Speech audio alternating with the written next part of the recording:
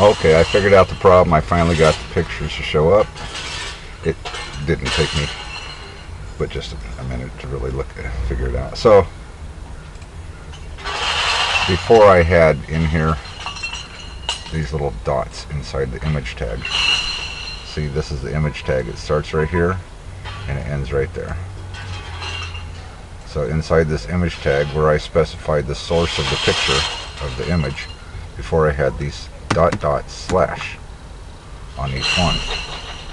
So it looked like that.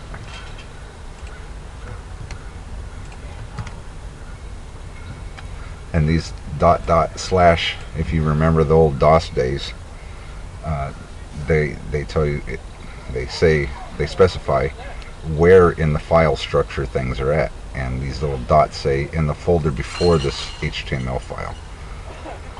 So it's not in the folder before. Instead, the pictures are in a folder inside of the motorcycle events folder. So I take out the dots,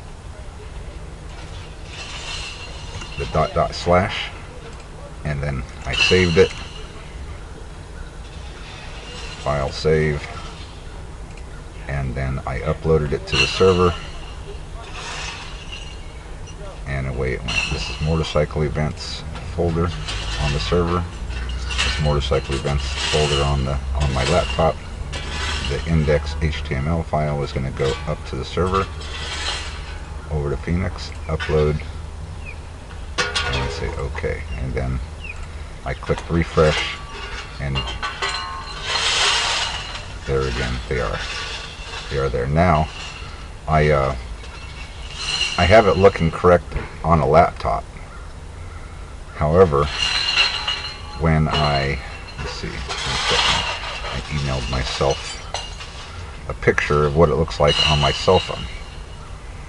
On my cell phone, when I load the web page, the picture is wider than the screen. So we have to specify in the HTML how wide this picture is going to be.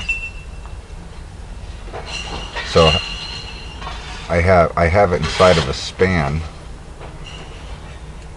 and a span is see, in HTML you have different elements of a web page. You have the body, you have the head, different components of a web page, and inside the body I have the context of the web page, and inside this web page there are these things that are called divisions and spans.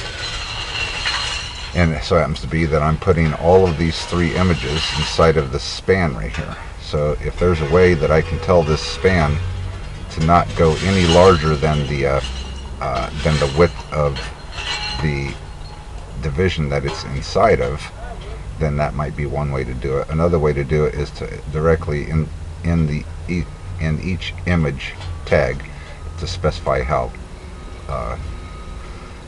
wide that image is supposed to be. Or we could actually physically change the size of the image. So if I were to try to edit the HTML and specify the width, well, a good place to do that is let me go to Google and I'll just type in oops, it's supposed to go right here. So HTML image size and percentage. Let's see what we can find right there. So a good resource is this website called w3schools.com. So here they tell you all about HTML and how to do things with the different things that you can do with web pages. And here they are saying sets the height and the width and percentage.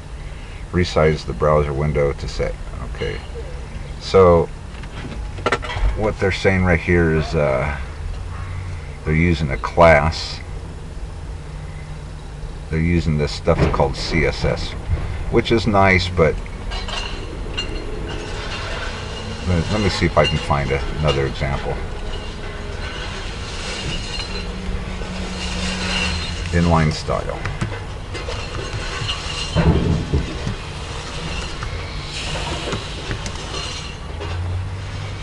Inline style.